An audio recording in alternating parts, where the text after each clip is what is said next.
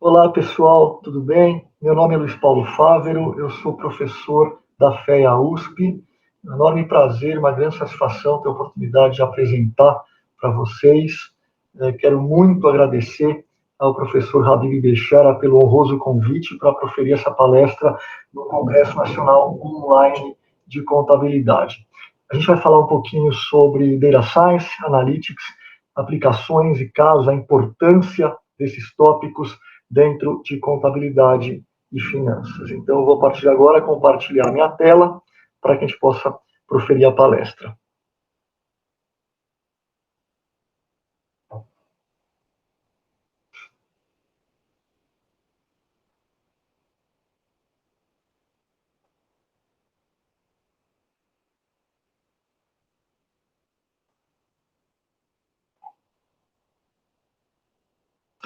Muito bem. Então, a gente vai falar sobre Data Science, Analytics, conceitos e tomada de decisões em contabilidade e finanças. Muito bem. Os tópicos que iremos abordar são: a gente vai contextualizar um pouquinho, falar sobre as principais definições. Depois a gente vai, de maneira lúdica, falar um pouquinho sobre centauros, o que são centauros em Data Science e Analytics para tomada de decisão. Vamos falar sobre os millennials, essa nova geração que mais faz usufruto da análise de dados para tomada de decisão. Vamos falar dos diferenciais em Big Data Analytics e Machine Learning. Mais para o finalzinho, sobre governança de dados e gestão de dados. E, por fim, eu vou apresentar alguns resultados sobre uma pesquisa publicada pela MIT Technology Review Insights, chamada pesquisa Evolution. Tá bom? Quem tiver interesse em baixar essa apresentação no seu celular, no seu tablet, no seu smartphone, é só mirar a câmera do seu celular. Se tiver um QR Code Reader, você vai mirar nesse QR Code e vai baixar o PDF dessa apresentação no seu smartphone ou no seu tablet. Então, uns 10 segundinhos para quem quiser baixar a apresentação.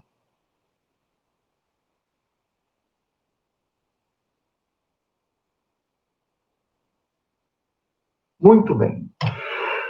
Inicialmente, vamos falar sobre os conceitos e definições sobre Data Science e Analytics. Qual a importância desse tópico para a nossa área, para os processos decisórios. Em todas as organizações, sejam elas públicas ou privadas, nós vivemos diante de um cenário conhecido por VUCA. O que é VUCA? São cenários em que a geração e o processo de coleta, tratamento e análise de dados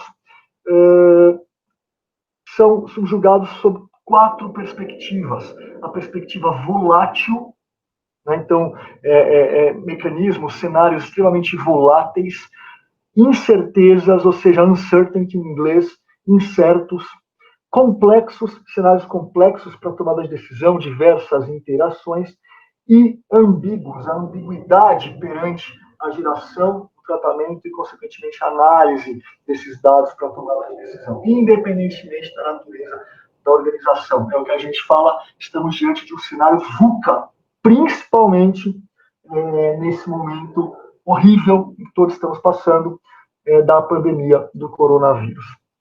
Muito bem. Mais do que isso, começo a minha palestra falando sobre uma frase de Edward Deming, que é realmente uma pessoa fantástica, estatístico, considerado no Japão o americano mais influente ao longo do século XX. E ele fala a seguinte frase: sem dados, você é apenas e tão somente mais uma pessoa com uma opinião. Qual porta você vai escolher? Não tenho a menor ideia, você vai ter apenas uma opinião. Olha que coisa mais interessante. No ano de 2019, em cada minuto do ano de 2019, vou dar alguns exemplos. Em cada minuto, quase 10 mil corridas de Uber, quase 1.500 vinculações para a contratação de residências ou apartamentos no Airbnb. 55 mil fotos postadas no Instagram, quase 232 mil chamadas de Skype, 190 milhões de e-mails foram enviados. No Twitter, quase 512 mil tweets a cada minuto do ano de 2019. 4 milhões e meio de vídeos no YouTube assistidos em cada minuto. Só para dar alguns exemplos, quase 700 mil visualizações de vídeos a partir da Netflix. Então, perceba que o volume gerado de dados é monstruoso. E como fazer para, primeiro, coletar esses dados, tabular, e aí, na sequência, tratar para tomar a decisão. Porque, realmente, dados cada vez mais representam um novo petróleo nesse nosso ambiente organizacional e acadêmico para tomada de decisão e elaboração de trabalhos. Então, olha que interessante. No ano de 2019, segundo a Forbes, nós produzimos cerca de 2 quintilhões e meio de bytes de dados a partir de redes sociais, IoT, internet das coisas, fotos digitais, entre outras fontes. No ano de 2021, o mundo terá cerca de 40 zettabytes de dados armazenados para serem analisados, tratados, criados e estimados modelos a partir desses dados, modelos diagnósticos ou modelos preditivos, ou seja, 40 trilhões de gigabytes é o que se espera que a gente gere no ano que vem. E, consequentemente, pessoal, a ciência de dados, ela não é específica de determinada área, da estatística, da economia ou da engenharia, ela é transversal e interdisciplinar por natureza. Contabilidade, finanças, economia, administração, marketing, medicina, saúde, engenharia, logística, computação, física, meteorologia, epidemiologia, não tem fim. É transversal e as suas ferramentas precisam ser utilizadas em todas as áreas com fim de payback. Não usufruto pelo usufruto, mas sim olhando para retorno, porque isso vai gerar tomada de decisão para aqueles que vão fazer usufruto das técnicas pertinentes à Data Science.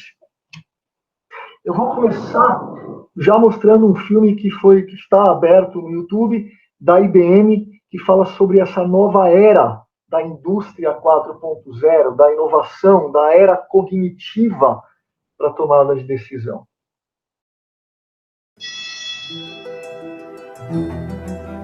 Eu sou uma revolução tecnológica.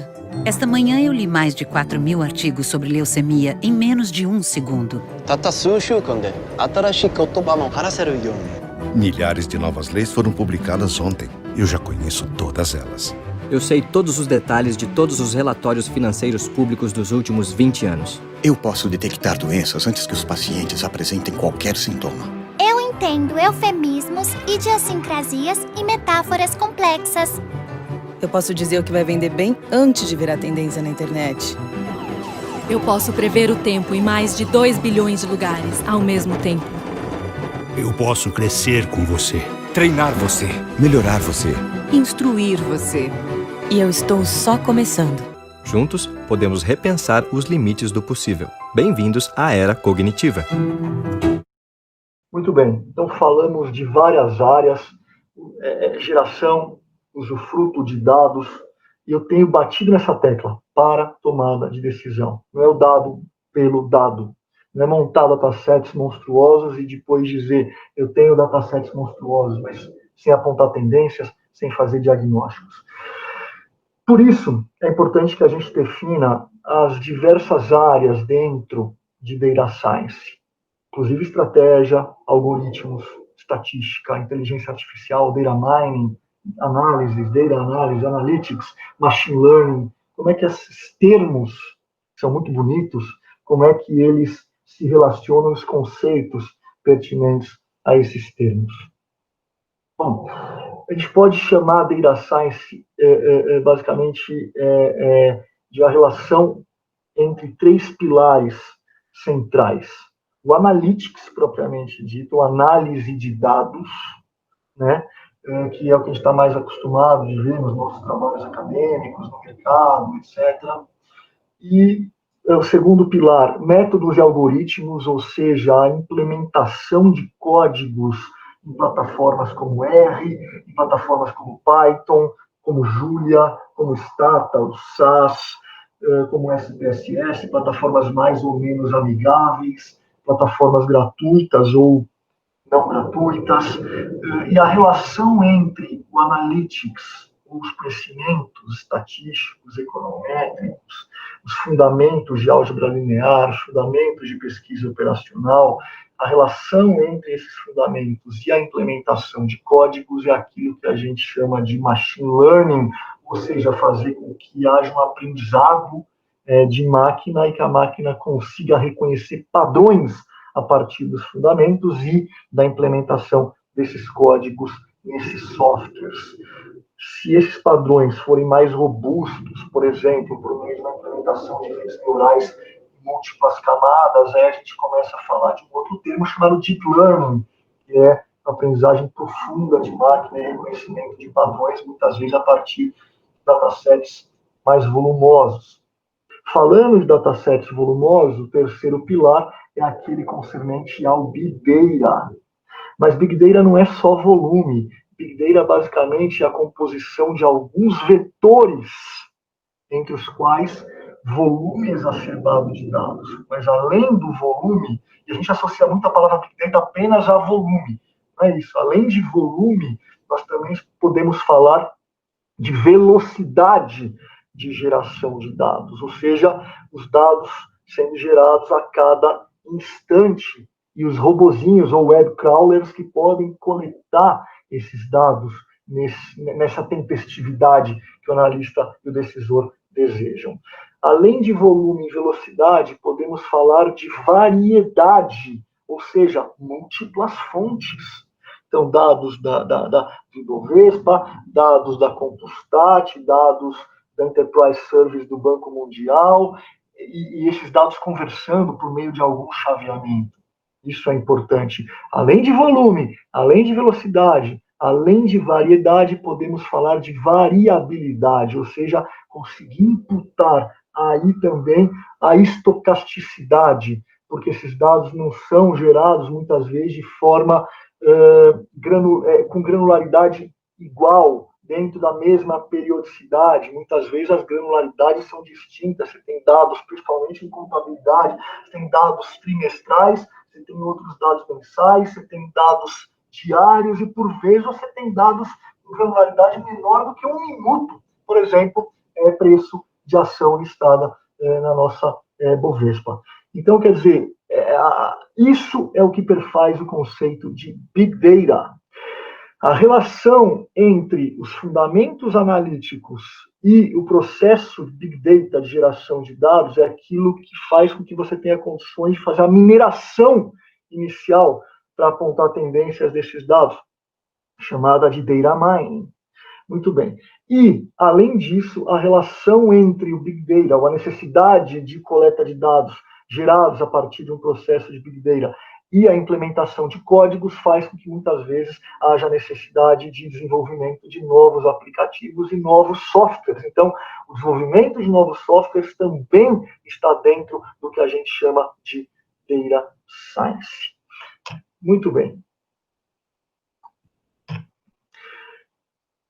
Então, falamos de Big Data, falamos de métodos e algoritmos, softwares, falamos de analytics, fundamentos estatísticos, econométricos, etc. Se nós colocarmos dentro desse grande caldo, dentro desse grande conceito, IoT, ou seja, internet das coisas, dispositivos interligados e gerando dados na medida em que o analista ou tomador de decisão desejam. Por exemplo, a sua geladeira inteligente te afirma que determinado produto não está mais dentro, e você já está no supermercado, ela te avisa por meio do aplicativo no celular. Por exemplo, drones inteligentes, gôndolas inteligentes no varejo, tudo isso ligado, interligado, inclusive com áreas de controle, com área de finanças, com áreas de gestão de estoques. Reconhecimento de voz, reconhecimento de imagem, NLP, Natural Language Process, tudo isso pode fazer com que você inclua dentro dos seus aplicativos processos mais dinâmicos de geração e tratamento desses dados. Podemos colocar aí também os conceitos de sensor fusion, ou seja, os veículos autônomos, muitas vezes controlados por meio de câmeras e por meio de ferramentas de filtros de Kalman, por exemplo, que podem fazer com que o veículo seja automatizado. Se nós colocarmos tudo isso dentro de um conceito de data science e mais, envolvendo robótica, envolvendo aplicativos relacionados à cognição para processos de decisão, a gente chega naquilo que tradicionalmente a gente chama de AI, ou inteligência artificial, artificial intelligence. Tá? Então, dentro de data science, você pode colocar ferramentas relacionadas a IoT, text mining, mineração de texto, mineração de voz, e aí você parte para inteligência artificial, que é a capacidade que o dispositivo tem de tomar decisão by itself, por ele mesmo, a partir desses fundamentos, desses critérios, desses conceitos, e aí a gente está falando de computação cognitiva. Falando em computação cognitiva, eu vou contar uma historinha muito interessante, muito rápida para vocês. A história do Garry Kasparov, super campeão mundial de xadrez, na década de 80 e 90, e uma competição de xadrez a que ele foi submetido contra o Deep Blue, um supercomputador da IBM. Em 1996, o Kasparov venceu o Deep Blue numa competição de xadrez. A IBM pediu revanche. Em 1997, o Deep Blue venceu o Kasparov e ficou 1-1. E o Kasparov pediu uma nova oportunidade. E a IBM matou o Deep Blue e falou não, empatou e fica 1-1. E o Kasparov ficou muito bravo e muito chateado com essa situação. O que ele fez? Resolveu organizar um campeonato mundial de xadrez chamado Centaur Chess, ou xadrez Centauro, no ano seguinte, 1998. Quem podia se inscrever nesse campeonato? Quem quisesse. Apenas seres humanos, apenas um ser humano, vários seres humanos, uma equipe formada por diversos enxadristas, somente computadores. Então, determinada universidade inscreveu nesse campeonato somente aquele supercomputador, e também equipes centauras. O que são equipes centauras? Equipes centauras são aquelas formadas por humanos e por computadores. Por quê?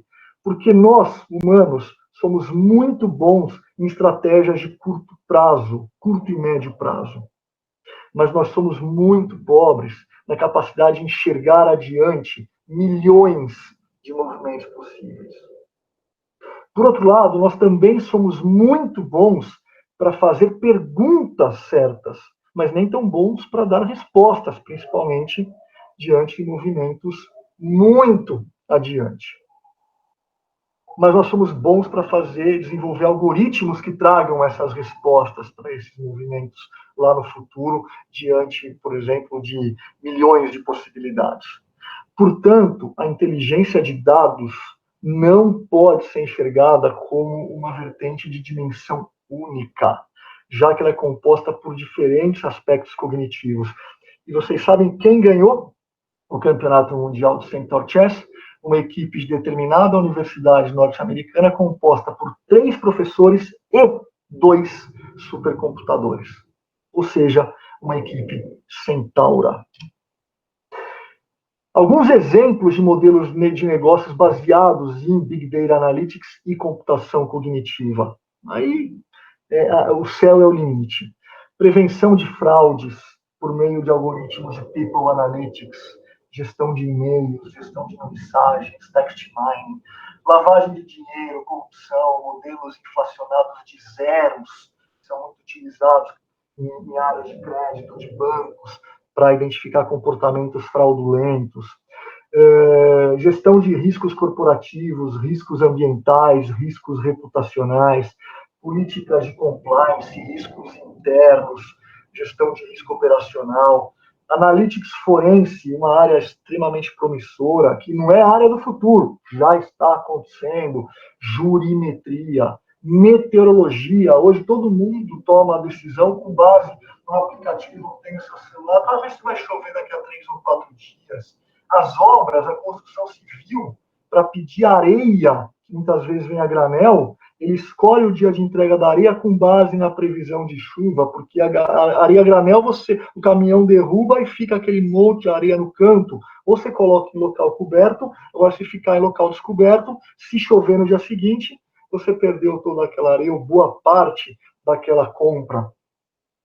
Smart Cities, cidades inteligentes, gestão de fluxos de pessoas, envolvendo inclusive aspectos relacionados ao crime e à logística da violência, jogos e simulações, diagnósticos médicos, principalmente cada vez mais diante desse nosso cenário triste de pandemia e confinamento e distanciamento social, computação afetiva, né? Então, são alguns poucos exemplos onde modelos de negócio baseados em Big Data Analytics e computação cognitiva podem ser utilizados. Vejam que interessante, o mercado mundial de Big Data Analytics movimentou 42 bilhões de dólares em 2018, sendo 8 bilhões na América Latina e aproximadamente metade disso aqui no Brasil. Estima-se que em 2021, segundo a consultoria Statista, o mercado de Big Data Analytics gerará uma receita mundial de 210 bilhões de dólares. Ou seja, em 2 ou 3 anos, um salto de 40 para mais de 200 bilhões de dólares. E não é só Analytics, e também não é só programação, e também não é só software, e também não é só tecnologia. É a junção desses conceitos para a tomada de decisão. Falando disso, eu não posso me furtar de falar dos millennials. Quem são os millennials que têm mais facilidade ou que entendem mais facilmente esse tipo de abordagem? Millennials esses que foram destaque em 2 capas recentes da revista Time. The Me Generation. Eu, me, millennial. E os millennials começaram a ter filhos.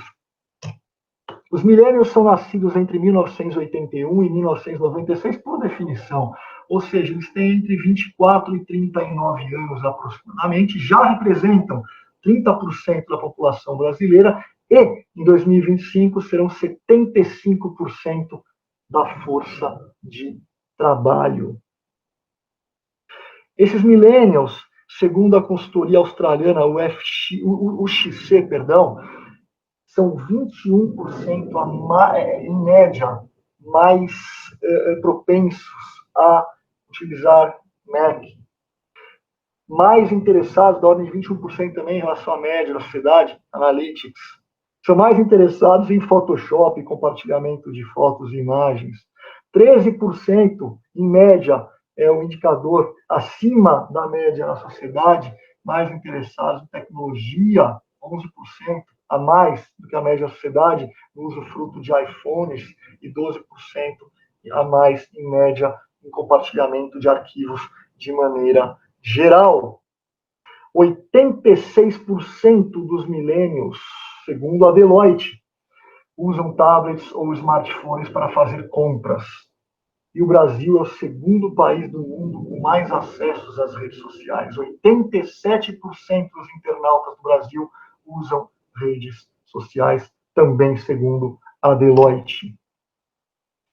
Segundo o Google, millennials acessam 150 vezes o celular por dia, em média. E esse número tem crescido. E a perspectiva é crescer ainda mais. Esse gráfico mostra a quantidade de interações por pessoa por dia por meio dos seus tablets, smartphones e celulares. Em 2015, aproximadamente 218 interações por pessoa por dia, mais ou menos. Esse ano, estamos na ordem de 600 interações por pessoa por dia.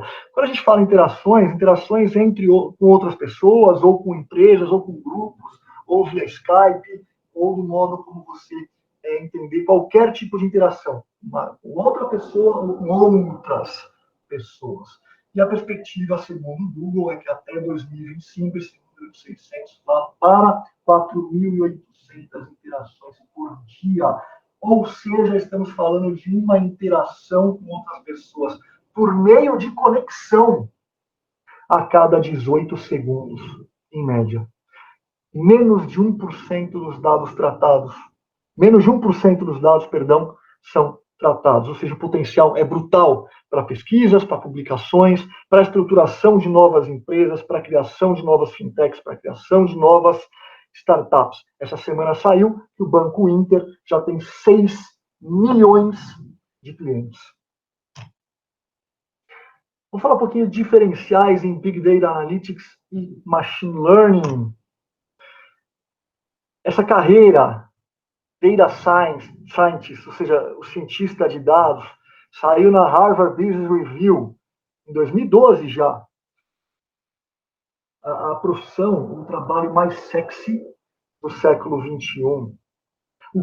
Em 2018, o que os cientistas de dados realmente fazem, de acordo com 35 deles?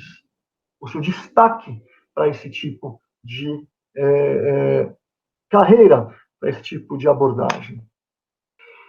Quando a gente fala em cientista de dados, a gente não pode não podemos nos furtar em dizer que o cientista de dados ele também é um profissional multidisciplinar. Não é um estatístico, não é um engenheiro, não é um contador, um economista. Não importa a carreira, a formação que ele tem. Agora, a USP está realmente 20 vagas em São Carlos, a USP está lançando um bacharelado em ciência de dados. Ok. Nós estamos lançando também pela USP o MBA em Data Science e Analytics, com a grife USP. Vai ser lançado agora nesse segundo semestre, em outubro, para ser mais preciso. Eu tenho o prazer de ser um dos coordenadores do curso. Não importa qual seja a sua formação pregressa, o importante é que você tenha a visão de 3 fundamentos principais para que você efetivamente possa falar: eu sou um cientista de dados, ou faço uso fruto de dados para a tomada de decisão. É importante que você tenha conhecimento sobre a matemática e a estatística, os fundamentos, aquilo que nós já falamos, não dá para se furtar disso. É importante que você também entenda sobre ciência da computação, sobre programação, e a relação entre isso, falamos, Big Data, Artificial Intelligence, Machine Learning. Mas é muito importante que você também entenda sobre o negócio, sobre a área fim, e a relação entre o negócio e a matemática, o analytics tradicional, e também, muitas vezes, a importância do desenvolvimento de novos softwares e novos aplicativos. Contar 2 histórias para vocês muito rapidamente. Estive eu, no final de 2019, numa grande corretora de valores, e tinha um analista fazendo uma programação no R, um software gratuito, com código lá de mais de 20 mil linhas de programação. E eu falei: nossa, que interessante. Tudo bem, me apresentei. Está fazendo o quê? Não me pediram para implementar esse código, mas eu não sei ao certo para quê. Se é para um novo modelo de precificação de derivativos ou se é para alocação de recursos e criar novas carteiras de ações, sugestões. Eu não sei. Ou seja, ele estava focado apenas tão somente nesse pilar cor-de-rosa, ciência da computação. Não sei nem se com muito fundamento de matemática e estatística, porque código aceita tudo. Se você implementar um código de maneira errada, o software vai fazer, e você muitas vezes vai fazer ponderação arbitrária. Eu acho que eu estou fazendo uma regressão linear múltipla, mas poderia estar fazendo uma logística multinomial, porque a variável outcome é qualitativa, e ele fez uma ponderação arbitrária na variável y, e não considerou isso no código. Pior do que isso, não tinha nem ciência sobre o processo de tomada de decisão em negócios. Isso é muito comum. Estava eu também há cerca de um ano, no almoço, com o vice-presidente Latino-América de uma grande empresa de tecnologia que fica aqui em São Paulo. E ele me confidenciou o seguinte, ele falou assim, Fávero, um dos meus maiores dilemas eu não sei o que está sendo apresentado para mim em termos de tomada de decisão. Eu não sei se eu estou, entre aspas, sendo enganado, não de maneira pejorativa, muitas vezes de maneira pura e simplesmente aleatória dentro do processo organizacional. Eu não sei se eu estou sendo enganado em relação aos outputs que a mim são passados frente à estimação daqueles modelos e eu tenho que alocar recurso e tomada de decisão frente ao que me passam, mas eu não sei se está sendo colocado em termos de implementação de códigos e também do ponto de vista de fundamentos estatísticos, eu não sei se isso está correto. Ou seja, o foco dele era justamente nos negócios, na tomada de decisão, e não num conhecimento mínimo sobre o background relacionado àquela implementação. Portanto, a relação entre essas três vertentes é de fundamental importância para você ter sucesso no seu negócio, no seu processo, seja acadêmico ou organizacional. E é por isso que no meio desses três pilares tem um unicórnio super forte. Por quê? Porque nós chamamos de profissionais unicórnios, raros de encontrar, difíceis de formar e impossíveis de reter.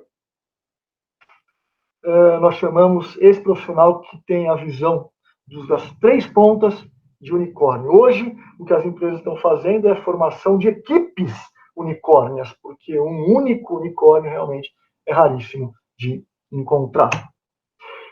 Olha o que a gente estava falando, no Estadão, no final do ano passado, agosto do ano passado, executivos sem noção do mundo digital já são substituídos em grandes empresas. A pesquisa ouviu 30 mil profissionais em 25 países, incluindo o Brasil, e mostra que 80% dos líderes têm dificuldades com demandas digitais. Acabamos de falar, falta dessas habilidades motiva demissões. Portanto, quando a gente fala em diferenciais em Big Data Analytics, Data Science, Machine Learning, a gente tem que falar dos três pilares: conhecimento técnico, conhecimento tecnológico e conhecimento estratégico. E, além disso, entender que Data Science precisa de uma análise cada vez mais fortemente voltada para análise pervasiva. O que significa isso?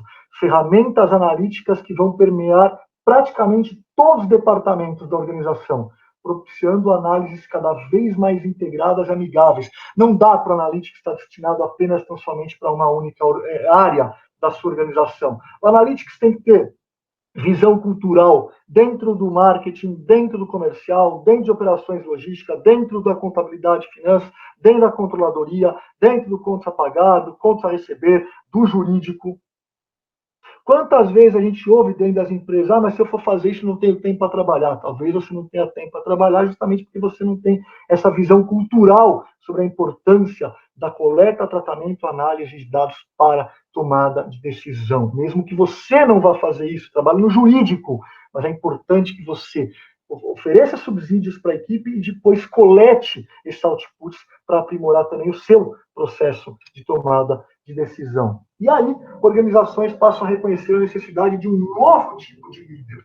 Os CDOs, ou Chief Data Officer, e os Chief Analytics Officer, os CAOs.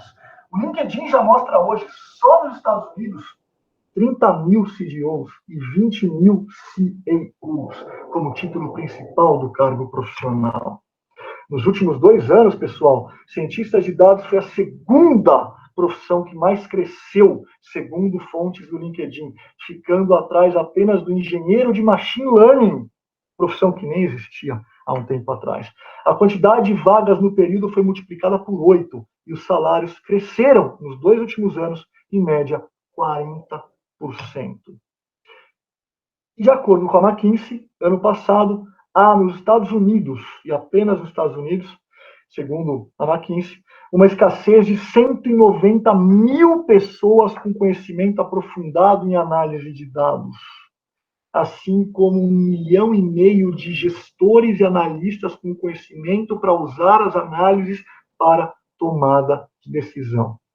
Aqui no Brasil nós não temos, infelizmente, esses dados, mas será muito interessante um dia se tivermos para poder mensurar a importância desse gap mercadológico que, na verdade, representa grandes oportunidades para todos nós. Chegando no final da apresentação, vamos falar um pouquinho sobre a pesquisa do MIT Technology Review Insights, a pesquisa chamada Evolution, a inteligência de dados. Uma pesquisa feita com 2.300 executivos C-level de 27 países, incluindo o Brasil. A pesquisa foi realizada online pela MIT Technology Review Insights, no período de 20 de fevereiro de 18 a 29 de março de 2018 também, e os setores entrevistados foram automotiva, fabricação, saúde, serviços financeiros, governo, educação, comunicação, mídia, petróleo, gás, energia, hardware, software, tecnologia. E os países estão aqui: Argentina, Brasil, Canadá, Colômbia, México, Estados Unidos, total 27 países. Nós pegamos um extrato dessa pesquisa, está aberta na internet, para poder apresentar aqui para vocês.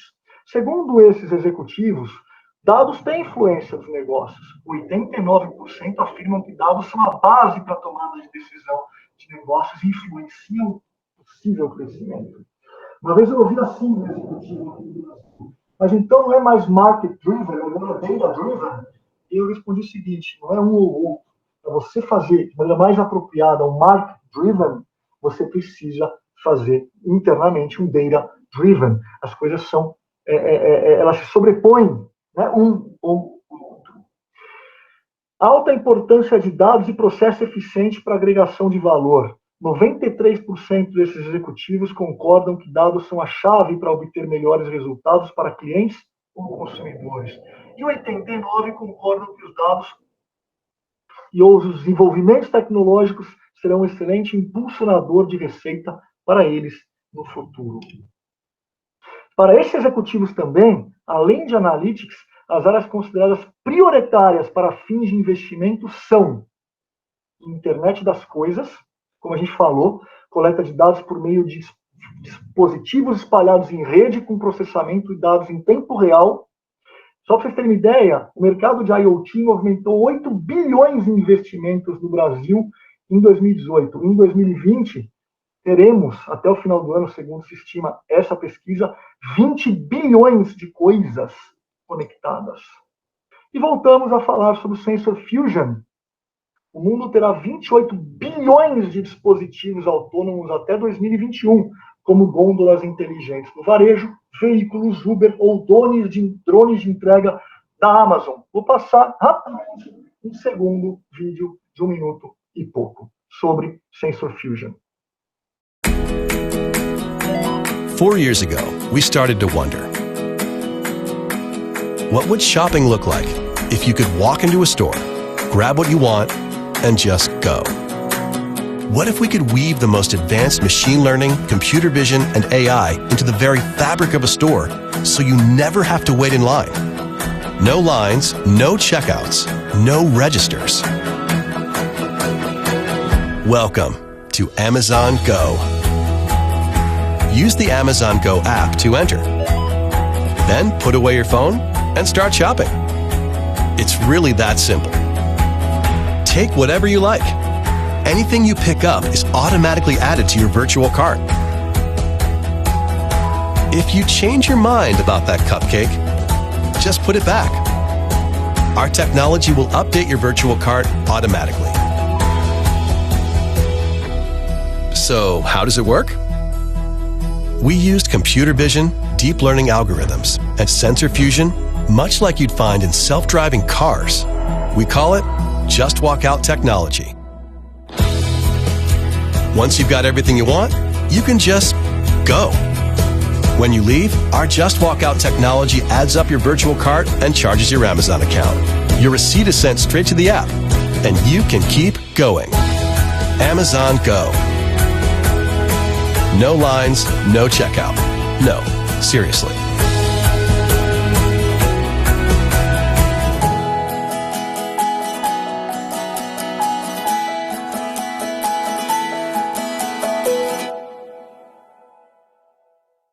Amazon Go. uma loja nova, relativamente nova, em Seattle. E essas gôndolas todas integradas com o sistema de checkout, com controle de estoques, com a contabilidade, com a área de finanças, com a gestão da supply chain e a variação de fornecedores. Quer dizer, tudo integrado. Tudo integrado. É multidisciplinar por natureza.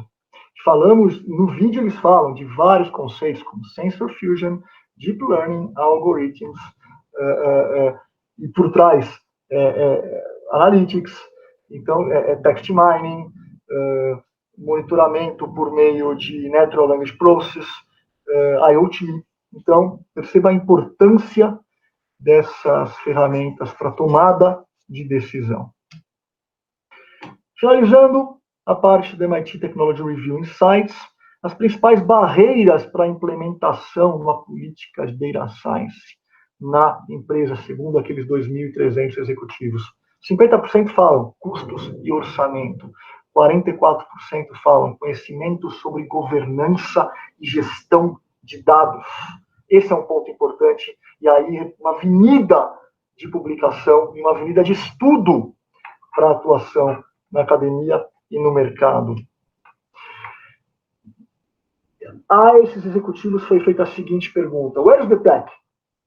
Quais das habilidades seguintes ou conhecimentos você colocaria ou traria para o seu boardroom, né, para o seu conselho de administração da empresa? E aí foram colocadas algumas skills, alguns conhecimentos. Em primeiro lugar, governança de dados. Em segundo, Big Data e Analytics. Em terceiro, finanças. Em quarto, fusões e aquisições, accounting, diversidade do board, importante, gestão, capital humano, marketing estratégico, a parte jurídica, IT, sustentabilidade, mídia. Mas perceba que os top 3, ou top 5, digamos assim, 3 itens, finance, mergers and acquisitions e accounting, mais 2 itens relacionados à governança de dados e Big Data e Analytics. Vamos falar um pouquinho de governança de dados. Segundo a Data Management Association, DAMA, a governança de dados é exercício de tomada de decisão em modelo de autoridade, plano, monitoramento e execução sobre a gestão dos ativos de dados da empresa. E guia o modo como todas as outras funções da gestão de dados são realizadas. É, portanto, alto nível, C-level na organização, gestão estratégica na esfera executiva, não é analytics. Governança de dados passa pela arquitetura de dados da empresa, a modelagem de dados. Quando eu falei no analytics, não é apenas analytics, também analytics, mas muito mais do que isso. Gestão operacional de dados, gestão de segurança, replicação, data warehouse, BI, gestão de documentos e conteúdos, metadados e a própria qualidade dos dados.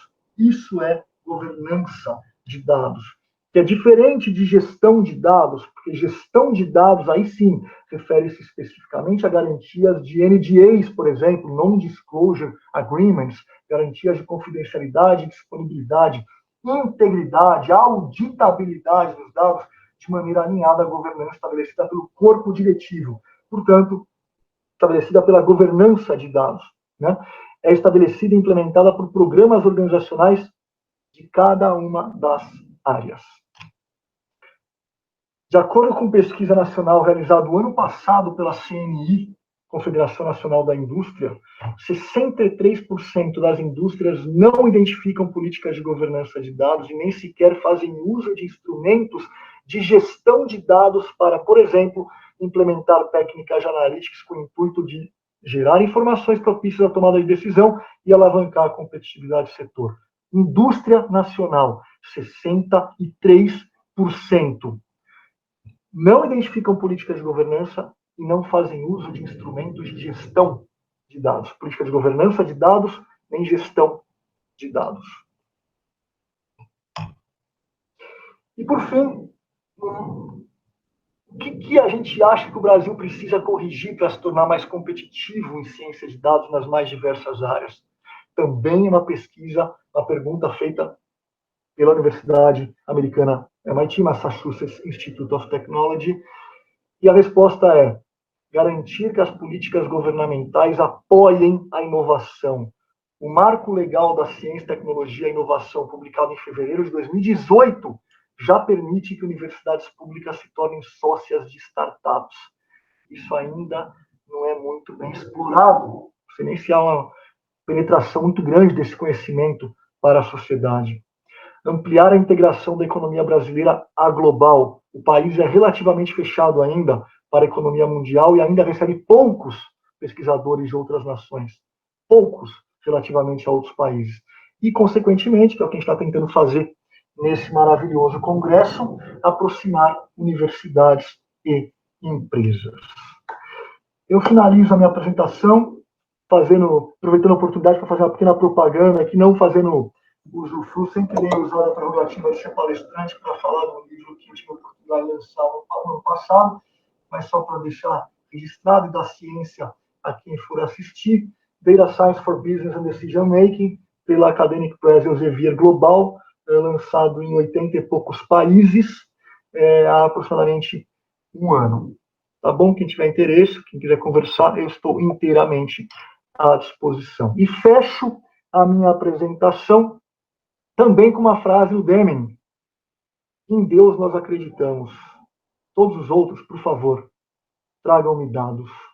E aí ele tem condição de escolher a porta correta. Lá no começo da palestra, ele não sabia qual escolher. Também quero, de maneira lúdica e animada, mostrar um conceito muito clássico aqui que a gente tem visto nas redes sociais. As redes sociais é isso aqui, né? A superficialidade, muitas vezes, das publicações, sem os fundamentos estatísticos, algébricos, de cálculo, econometria, nas mais diversas áreas. Muitas vezes a pessoa pula apenas tão somente para o código, lembra? Sem o conhecimento do negócio e sem o conhecimento dos fundamentos de analytics. E está aqui, mostra uma linda plantação, né? Qual perna longa tem a cenoura maior? Provavelmente a da esquerda, né? Na hora que a gente aprofunda para analisar os fatos, a gente percebe que era tudo fancy, que os fundamentos que realmente precisam prevalecer. Pessoal, era isso que eu tinha para falar. Muito obrigado, está aqui meu e-mail também. Eu quero novamente agradecer a organização do Congresso Nacional Online de Contabilidade, especificamente a pessoa do professor Rabir Teixeira, que me fez esse honroso convite. Eu, com muito prazer, preparei essa apresentação. Muito obrigado.